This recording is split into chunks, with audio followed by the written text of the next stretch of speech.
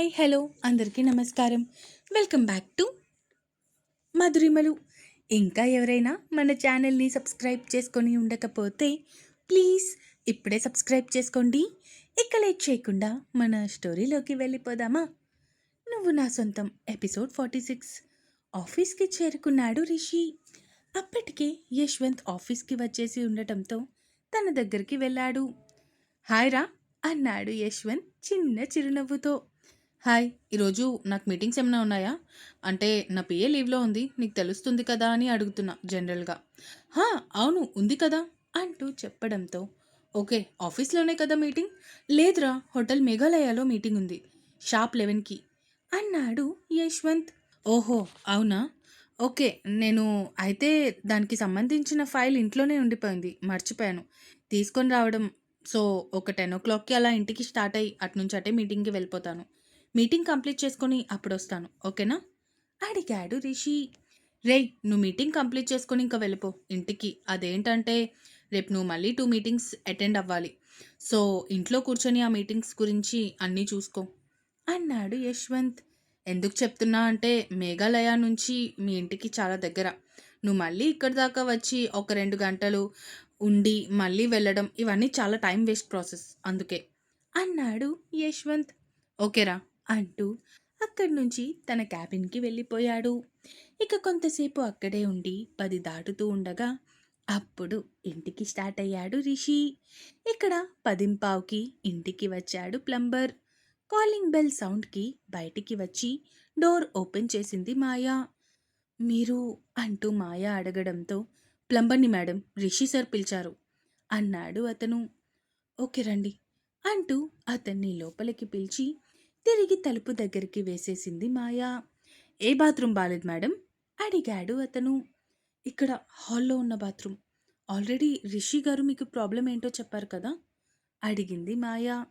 చెప్పారు మేడం అన్నాడు అతను మాయా వైపు అదోలా చూస్తూ. అతని చూపులు కొంచెం తేడాగా ఉండడం గమనించిన మాయ తన చీరని సర్దుకుని మీరు పనిచేసుకోండి అంటూ అక్కడి నుంచి అతనికి కనిపించకుండా సోఫాలో కూర్చుంది. కానీ అతను మాత్రం పని చేస్తున్నా కూడా పదే పదే మాయానే చూస్తూ, అయినా ఈ మేడం ఎవరు? రిషి సార్‌కి పెళ్లి కాలేదు కదా అనుకుంటూ మాయా వైపే చూస్తూ ఉన్నాడు. మీరు ఎందుకు నా వైపు అలా చూస్తున్నారు? వచ్చిన పని చూడండి ముందు అంది మాయ కోపంగా. అలాగే మేడం అంటూ తిరిగి కొంచెం సేపు పని చేసుకున్నా మళ్ళీ మాయా వైపే చూస్తూ ఉన్నాడు. వాడి చూపులు తెలుస్తూ ఉంటే మాయాకి ఒళ్ళు మొత్తం కంపరమెక్కిపోతుంది. సరిగ్గా అప్పుడే మళ్ళీ కాలింగ్ బెల్ మోగడంతో ఈసారి ఎవరొచ్చారు అనుకుంటూ వెళ్ళి డోర్ ఓపెన్ చేసింది. ఎదురుగా రిషి కనిపించడంతో ఒక్కసారిగా పోయిన ప్రాణం లేచి వచ్చినట్టు అనిపించింది మాయాకి. అది ఫైల్ మర్చిపోయాను అందుకే వచ్చాను అన్నాడు రిషి. సైలెంట్గా లోపలికి వెళ్ళిపోయింది మాయా. రిషి రావడంతో అతను మరి మాయా వైపు చూడకుండా తిరిగి తన పని తాను చేసుకుంటూ ఉన్నాడు. ప్లంబర్ వచ్చాడా అడిగాడు రిషి. వచ్చాడు అని మాత్రమే సమాధానమిచ్చింది మాయా. రిషి తన రూంలోకి వెళ్ళడం చూసి అతని వెనకే రూంలోకి వెళ్ళింది మాయా. ఏమైంది? ఏం లేదు. మీరు మళ్ళీ ఎంతసేపట్లో వెళ్ళిపోతారు అడిగింది మాయా. ఏ ఎందుకు అలా అడుగుతున్నావు అడిగాడు రిషి. ఏం లేదు ఊరికే. అంటే ఎలానో 10:30 అయింది కదా లంచ్ చేసి వెళ్తారేమో అని అడుగుతున్నా అంది మాయ పిచ్చి పిచ్చిగా. మాయా టైం 10:30 మాత్రమే అయింది. ఎక్కువ ఏం అవ్వలేదు. అయినా నాకు 11కి మీటింగ్ ఉంది. ఫైల్ మర్చిపోయాను అని వచ్చాను అంతే అన్నాడు రిషి. మాయ దానికి సమాధానం చెప్పేలోపే రిషి మొబైల్ మోగింది. స్క్రీన్ వైపు చూసిన తనకి యశ్వంత్ నుంచి ఫోన్ వస్తూ కనిపించడంతో ఫోన్ లిఫ్ట్ చేశాడు. హలో చెప్పరా ఎక్కడున్నావు అడిగాడు యశ్వంత్. ఇంట్లోనే ఉన్నా స్టార్ట్ అవుతున్నా. సరే ఆగు వాళ్ళు మీటింగ్ ఆఫ్టర్ లంచ్కి పోస్ట్ పోన్ చేశారు. సో ఇప్పుడు కాదు 1:30కి స్టార్ట్ అవ్వు అది చెప్పడానికి కాల్ చేశా అంటూ కాల్ కట్ చేసి తన మీటింగ్కి వెళ్ళిపోయాడు యశ్వంత్. ఏమైంది అన్నయ్య ఏం చెప్పాడు అడిగింది మాయ కొంచెం భయంగానే. అది మీటింగ్ ఆఫ్టర్ లంచ్ అంట. సో అందాక ఇక్కడే ఉంటా నేను అన్నాడు రిషి ఫైల్ తిరిగి తన కంప్యూటర్ టేబుల్ మీద పెడుతూ. ఆ మాటకి చిన్న నవ్వు వచ్చి చేరింది మాయా పెదాల మీద. ఇంతలో డోర్ తట్టాడు ప్లంబర్. మేడం, సార్, అది వాష్రూమ్ రిపేర్ అయిపోయింది, ఒకసారి చూడండి అంటూ చెప్పడంతో, నువ్విక్కడే ఉండు మాయా అంటూ రిషిని బయటికి వచ్చి డోర్ దగ్గరికి వేసేసి వాష్రూమ్ అంతా చెక్ చేశాడు. ఓకే అంటూ అతనికి డబ్బులు ఇచ్చేసి అతన్ని పంపించేసి అప్పుడు డోర్ ఓపెన్ చేశాడు రిషి.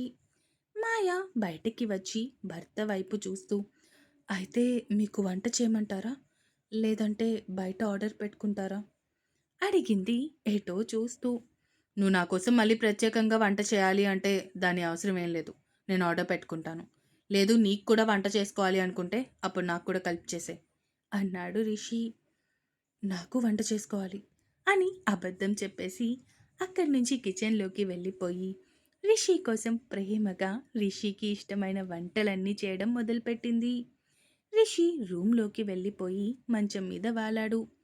ఈ యశ్వంత్ గడు కావాలని చేస్తున్నాడో లేదంటే ఏంటో తెలియడం లేదు. అయినా నేను మాయాని టార్చర్ చేయాలి అని కదా అనుకున్నాను, కానీ నేనెందుకు తనతో అలా ఉండలేకపోతున్నాను, ఏంటో ఏమీ అర్థం కావట్లేదు అనుకుంటూ ఆలోచిస్తూ ఉన్నాడు రిషి. ఇక్కడ భర్త కోసం అన్ని వంటలు చేసేసి 1 గంట అయిన తర్వాత అప్పుడు భర్త దగ్గరికి వెళ్ళింది. వంట అయిపోయింది, మీరు వస్తే మీకు వడ్డించేస్తాను అంది మాయా. సరే అంటూ ఫ్యాన్ ఆఫ్ చేసి బయటికి వచ్చాడు రిషి. అక్కడ డైనింగ్ టేబుల్ మీద 4, 5 రకాల వంటలు కనిపించడంతో భార్య వైపు చూశాడు.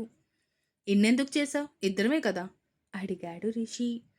అంటే కొంచెం నీరసంగా ఉంది, నైట్కి కూడా కలిపి వంట చేసేసాను. నైట్ రైస్ ఒకటి పెట్టుకుంటే సరిపోతుంది, కర్రీస్ ఒకసారి రీహీట్ చేసుకుంటే అయిపోతుంది, అందుకే అంది మాయా. మరి నీకు నీరసంగా ఉంది అని నాకు ముందు చెప్పొచ్చు కదా, ఇద్దరికి బయట ఆర్డర్ పెట్టేసేవాడిని కదా. ఆర్డర్ పెట్టేస్తాను అంటున్నారు, ఇలా అయితే మీ జీతం మొత్తం తిండికే సరిపోతుంది, ఇంకా మరి వేరే సేవింగ్స్ అంటూ ఏమీ ఉండవు అంది మాయా. డైలీ ఎందుకు ఆర్డర్ పెడతాను, నీకు నీరసంగా ఉంది అన్నావు కదా, అందుకే పెడతాను అన్నాను అన్నాడు రిషి. ఏం అవసరం లేదు అంటూ భర్తకి వడ్డించి తను కూడా వడ్డించుకుంది. అన్నం ముద్ద కలిపి నోట్లో పెట్టుకున్నాడు రిషి. నిజంగానే బయట ఫుడ్స్ తిని తిని నోరు మొత్తం అదొక రకంగా అయిపోయిన తరువాత ఇప్పుడు ఇంటి ఫుడ్, అందులోనూ తన భార్య తన కోసం ప్రేమగా ఇష్టంతో చేసిన వంట నాలుకను తాకుతూ ఉంటే దాని రుచి రిషి మనసుకి తగులుతుంది. చాలా బాగుంది అన్నాడు రిషి. భర్త నోటి నుంచి వచ్చిన పొగడ్త చిన్నదైనా కూడా భార్య మనసుకి అది నిండిపోతుంది. భోజనం చేసినంత సంతృప్తిని, హాయిని ఇస్తుంది ఆ చిన్న మాట. రిషి తన వంటని బాగుంది అనేసరికి పొంగిపోయింది మాయా. నిజంగా మీకు నచ్చిందా అడిగింది మెరిసే కళ్ళతో. భార్య కళ్ళల్లో కనిపించిన ఆ ఆనందం చూసి ఒక్క సెకండ్ అలా ఉండిపోయాడు రిషి. నేను ఒక చిన్న మాట చెప్పాను బాగుంది అని, ఆ మాటకి దీని కళ్ళల్లో ఎంత మెరుపు అనుకుంటూ కొన్ని క్షణాలు ఆశ్చర్యంగా భార్యని చూస్తూ ఉండిపోయాడు రిషి. చెప్పండి రిషి గారు, వంట మీకు నచ్చిందా నిజంగా అడిగింది మాయా. చాలా అంటే చాలా బాగుంది అన్నాడు రిషి నవ్వుతూ. ఆ మాటకి నవ్వుతూ తినడం మళ్ళీ మొదలుపెట్టింది. మాయా, నిన్నొకటి అడుగుతాను, నాకు సమాధానం చెప్తావా? నేను మీ అక్కని ప్రేమించాను అని నీకెప్పుడు తెలుసు అడిగాడు రిషి సూటిగా. ఆ మాటకి మాయా తలదించుకొని, అక్క చనిపోయిన తర్వాత మీరు ఇంటికి వచ్చారు కదా, అంటే అన్నయ్య తీసుకొచ్చాడు కదా, ఆ రోజు మీరు అన్నయ్య మాట్లాడుకుంది నేను విన్నాను. నాకప్పటి వరకు తెలీదు మీరు మా అక్కని ప్రేమించారు అని. మీ అక్కని ప్రేమించాను అని తెలిసిన తర్వాత కూడా నన్ను ఎందుకు పెళ్లి చేసుకున్నావు? నువ్వు ఓకే అంటే యశ్వంత్ కోటీశ్వరులను తీసుకొచ్చి నీ కాళ్ళ దగ్గర పెడతాడు, కానీ ఏమీ లేని నాలాంటి వాడిని నువ్వు ఎందుకు పెళ్లి చేసుకోవాలి అనుకున్నావు? డబ్బులు ఉంటే నేనేం చేసుకుంటాను రిషి గారు, నేను ఓకే చెప్తే మా అన్నయ్య కోటీశ్వరులను తీసుకొస్తాడు, నేను కాదు అనట్లేదు, కానీ వచ్చినవాడు నన్ను ప్రేమగా చూసుకోవాలి కదా. వాడు నన్ను ప్రేమగా చూసుకోకుండా ఉంటే వాడి దగ్గర ఎన్ని కోట్లు ఉండి ఏం లాభం? మీ విషయంలోకి వస్తే నేనెందుకు మిమ్మల్ని పెళ్లి చేసుకుంటాను అన్నానో, అంటే మీరేంటో నాకు చిన్నప్పటి నుంచి తెలుసు. మీరు ఆడవాళ్ళకిచ్చే గౌరవం నాకు తెలుసు. అంతెందుకు పెళ్ళికి ముందు నన్ను టార్చర్ చేస్తాను అన్నారు. కానీ ఇప్పుడు ఈ రోజు వరకు కూడా మీరు నా వంటి మీద చేయి వేయలేదు. ఒక ఆడపిల్లకి ఇంతకంటే ఇంకేం కావాలి? నేను మీకిష్టం లేదు. కానీ మీరు ఎప్పుడూ నన్ను చులకనగా చూడటం లాంటివి చేయలేదు. కోపంలో మాటలన్నారు. ఆ మాటలన్నప్పుడు నేను కూడా ఏడ్చుకున్నాను. కానీ మీరెక్కడా కూడా నన్ను కించపరచడం, అగౌరవించపరచడం లాంటివి చేయలేదు. అంది మాయ. తన భార్య మాటల్లో తన గురించి వింటూ ఉంటే అలా ఉండిపోయాడు రిషి. ఇంకా ఉంది. ఈ ఎపిసోడ్ ఎలా అనిపించిందో కామెంట్స్ రూపంలో తెలియజేస్తారు అని కోరుకుంటున్నాను.